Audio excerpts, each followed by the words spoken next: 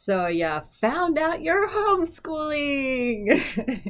Many of us around the world are in this boat right now that our children were in school, but right now, due to COVID-19, due to the novel coronavirus outbreak, our kids are being schooled at home. Now, I'm going to call this homeschooling-ish because you do have a lot of supports while you're homeschooling or while your children are schooling at home, let's say.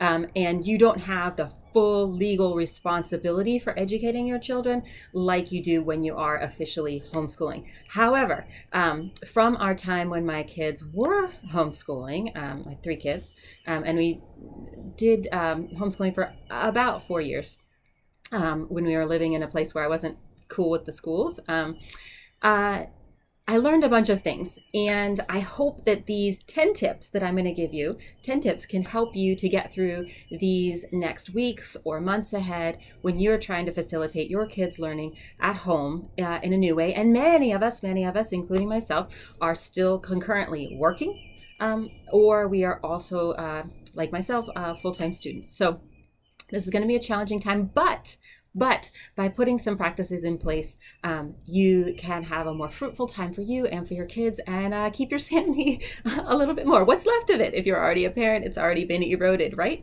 Anyway, okay, so the first thing, let's get started. Again, remember my videos are low tech, so let's get started. First thing is to stay calm. Wait, this implies that you're actually already calm. Let's make an adjustment here. Let's make an adjustment. You might not actually be calm, but let's say this. We're going to become calm, all right? So step one is become calm. You are not alone in this. You do have resources. There's a lot out there that you've never even heard of yet, but you're gonna be okay. We're gonna get through this together. And you may actually find that there's actually a lot of things you enjoy. There may be unexpected joys along the journey, and I would encourage you to look for those. Number two, don't try to recreate school at home. So first things first, you can't. It's just not going to be just like school for your kids. It's different. It's different.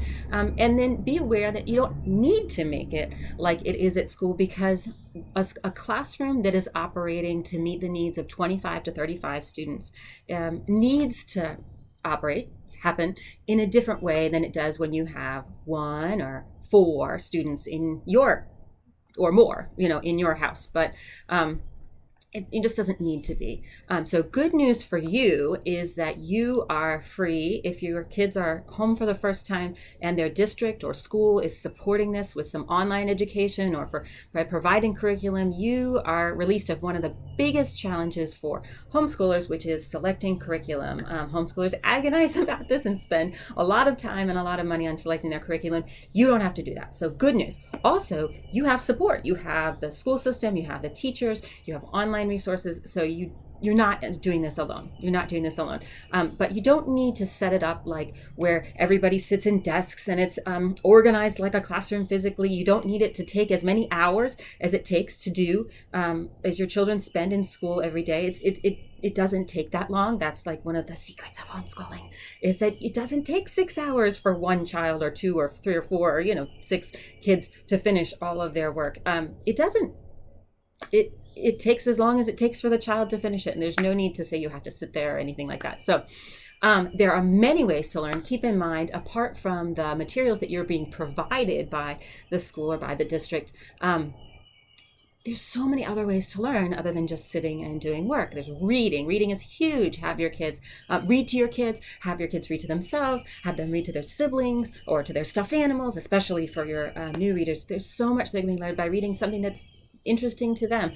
You might have access through your library, through a public library. Go to their website. You can usually get access to a lot of digital materials if you didn't check things out before, or if your library is still open, you can go check out a bunch of things that are interesting to your kid. Just keep reading. Also, cooking, baking, these are great things to do at home, and ways to learn more about math and learn more about science and process. Reading, a lot of ways to practice, and then your kids can do this together, especially if you have a couple kids. It's a really fun thing to do and fun to do with them too. Also, making. I have one kid who's a major maker. He sews and he builds and he creates out of all different media, a lot of it recycled stuff we have around the house. And just keep in mind, there's learning in that too. Maybe they can represent what they're learning in that way. A lot of different ways to learn. And then there's tons of online resources. You could even watch like really interesting documentaries together and have discussions. Talk about, if your kids, especially if your kids are like middle school and above, talk about the news. Talk with elementary school kids about the news in a way that's age appropriate for them, and protect those imaginations, as our lovely kindergarten teacher says. Anyway, number 3, shower and get dressed. Yeah, you can stay in your pajamas all day. You can, and some days you just might need to do that. But honestly, if you get up, shower, get dressed, you're going to feel more put together the whole day. It's a real help with boosting your mood, feeling like you're still living a life, and it's a form of self-care to take care of your body, and you'll feel more productive all day. I think I already said that. Sorry if I'm repeating. Okay. Number 4, sorry here, establish routines. Notice I said routines. Sorry, I'm learning how to look at this good. Routines and not schedules. So it's not necessarily that it's tied to one specific time of day, but a routine is extremely comforting, especially for younger children. Younger children really want to know, what can I expect? What's coming next? What happens every day? It's that comfort of that routine in the midst of losing so many other things is huge. And guess what? For older children and for adults, this is helpful too, especially for those of us who are still working or doing our own schooling and our own schoolwork at the same time. It's hugely helpful to know, when am I going to be able to work on my work? When can I schedule a conference call or a Zoom meeting or that sort of thing? Having routines helps this happen. So that means you have an approximate time that you're waking up. Well, I'll talk about that a little more, but you may have your time to wake up, either get dressed before breakfast, or everybody has breakfast and then gets dressed. I highly recommend, highly recommend that you do try to get schoolwork that they need to turn in done in the morning. It is I found that when my kids got on like screens in the morning or got into some really into play, it was really hard to pull them away from that in order to sit down and focus on the schoolwork and the written work that they needed to do. So I just wanted to give you that tip. Do it in the morning, if at all possible. There's a lot less resistance. If you wait until the afternoon to try to get going with schoolwork, the resistance is strong. And now there may be that there's times set by your school when your kids will have Zoom meetings or live, teaching, that sort of thing. So that will inform your routine as well. But there might be a time at which screens are allowed, maybe say after 3:30, or, there might be like you break up the younger children, like, okay, we're going to do a little work, and then you can watch a Daniel Tiger or some other show, and then we're going to, do something else, or Wildcats, whatever. We're going to do something else, and then we'll, sorry, I have kids trying to talk to me at the same time. This is going to be life for all of us right now, right? Get those routines done, get those routines established, even if you can post them in your house for your readers and your non-readers, so you can say, remember what we do in our new routine? We get up, we get dressed, we have breakfast, we do schoolwork, we take a break. Maybe that break means going outside. That could really help. We run around the backyard or run around the street or run up and down the block, whatever it is that works for you. And then we come back, have lunch. If there's more schoolwork, finish schoolwork. And then there's, when is your recreation time? When's your play time? That sort of thing. And keep a bedtime. Maybe that your whole schedule shifts a bit, but have a bedtime for your kids and for yourself. We'll talk about that next. Okay, so number 5 is establish self-care habits. So you especially... adults, we are feeling a whole lot of extra stress right now as this pandemic unfolds. There's a lot of uncertainty, and as not only are we experiencing our own stress, but we're having to hold space for our children and to create calm and normalcy and a safe container for them and for their feelings. So in order to be able to continue doing all of this, you really, really do need to take care of yourself. So one of the things I talked about before was, taking a shower, getting clean or a bath, whatever. Also, keep in mind comforting routines. So I've got my, got my tea in the cup that I like the most. You might have a mug, your tea, your coffee, your little piece of chocolate at certain times of day, your stretching in the morning, reading things that really bring you hope, and maybe you have a devotional, maybe you have a book. There's a book of joy that I'm reading right now by the Dalai Lama, or about conversations between the Dalai Lama and Archbishop Desmond Tutu, and it is just it's just wonderful.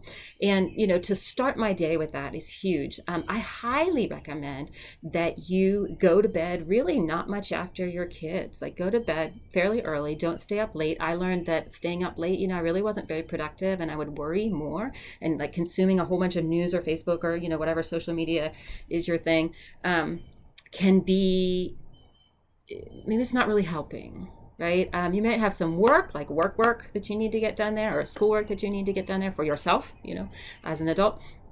But really examine what is really bringing you life and what is not life-giving in your routines, and consider those as you're establishing your self-care routines. One thing that I learned in homeschooling is that it really drains me, being in charge of so many things all day long, and really being the heavy on a lot of different things, being the one who's making sure that they eat well, and that they learn their manners, and that they clean up their rooms and help clean up the house, and that they treat each other with respect and compassion, and that they get their schoolwork done.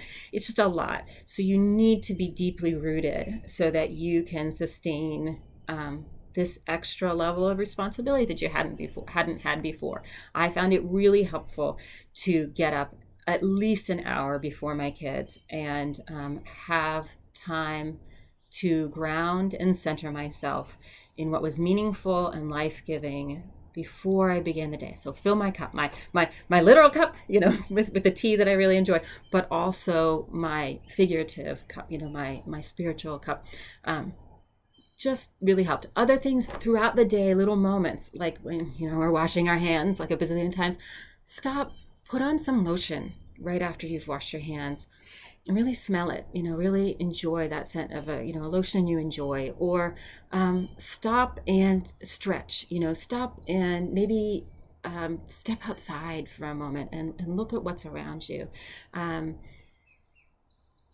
Just little things that can help you feel moments of presence, being in the now and appreciating the now, looking at your kids and just enjoying their joy in something. I just can't, gosh, how beautiful they are,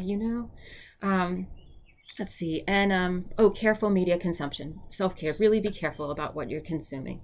What are you taking in? Is it life-giving or is it life-draining? Is it really helping you to make decisions? Is it giving you information that's really relevant, or not? Let me think about that. Okay, I gotta roll along here. Okay, number 6, have set meal routines, not open kitchen. Any experienced homeschooler can tell you that if you don't put some guidelines and boundaries around eating and feeding, you will be in that kitchen all day long, making food and cleaning up, and you do not want that, especially when you're trying to conserve your food and spread it out over a portion of time. So some tips that I found that help with that is I tend to make extra dinner. Try to make bigger portions of dinner so that like lunches can be a little simpler. Lunches can be leftovers from dinners from the night before or the one before that. Also taking some time, a couple days a week where you chop up a whole bunch of veggies, not so much fruit because it browns, but chop up veggies, set out fruit so that the snacks are kind of prepared so kids can grab them when they want, so you don't have to be all there in the kitchen, but really have those meal times. Say, we're going to have breakfast, we're going to have lunch, we're going to have dinner, and we're going to have a morning snack, and we're going to have an afternoon snack, and that's that. We're not eating all day long. It will drive you bonkers otherwise, and get very expensive, actually. So let's see here. We have everything that, okay, good. Okay, on to 7. Pick one key goal per day. You are going to burn yourself out so fast if you're trying to be a superstar, and make sure that you hit every single subject every single day and do whatever extra stuff you think, hey, now that we've got all this time, let's add in this extra enriching activity. Pick one thing that's the focus for a day. So don't think about so much like, hey, today, not that you're not trying other things, but one that's like your key goal, the one thing that you really want to accomplish that day. So that might be, all right, today I really want to help this child with multiplication tables, or whatever it is, whatever it is, or this child's really, or this is math day for the family, yay, or hey, this is reading day, or this is whatever it is. Pick one thing. Or hey, I've got one child who has, like my middle schooler has a paper that they have due. Today, my main goal, educationally speaking, is that I'm going to just help that child get, I'm going to help them use the tools of proofreading and get through and proofread what they've read, right? And I find it best that if the end of each day's time doing schoolwork, if you just go ahead and write down that goal and set it for the next day. And then in the morning, you start with the thing first that's your goal for the day. So it might be that it's one goal per kid. If you're like me, have kids in 3 different grades, so there might be one goal per kid. But you'll be like, all right, we'll try to get these other things done, but we're definitely focusing on and starting with this one goal per day. And you can look at your week. Look at your week and say, all right, over the course of the week, we'll have one day where we really focus on one subject, one we'll focus on another. So you spread your goals over the week. You'll burn out a lot less if you do that. So, number 8, really important. Pick your battles. Pick your battles. I have said to a number of friends and people who ask about homeschooling and what's challenging about homeschooling, and I think that the most challenging thing for me is being the heavy on everything. I referenced this earlier. The idea that I am trying to make sure my children eat healthy, get exercise, clean their rooms, are compassionate to each other, help to are learning academically, are growing in faith, and like to have all of those things and be the heavy on all of those things. It's exhausting. It really can be. So you want to be strategic and careful about picking your battles. Keep in mind your kids' disruption, or all their routines, all that they knew, has been completely upended. It's been totally disrupted. And so they're going to feel anxiety. They're going to feel fear. And sometimes one of the ways that kids work that out is by being more oppositional. And just pushing back on a lot of things to try to take power where they can find it, right? They feel powerless. So but I can have the power of no in this. You can't fight all these battles at the same time. Be compassionate, understand where they're coming from. You are too, right? You're going through this too. So really keep that in mind. You're all stressed. This is new to everybody. Abundant grace. Abundant grace, abundant grace. Accountability. Everybody needs to be accountable for the things they have to get done. And you can make it clear. This is mom's goal. This is dad's goal. This is, whatever your family looks like, mom and mom's goal, dad and dad goal, grandma's goal, whoever. These are the adult goals. These are the kids' goals. We all have goals to meet, but grace, abundant grace during all of this. Okay, number 9, get outside. You can still go outside during this. You can still maintain social distancing while getting outside. And it is super refreshing.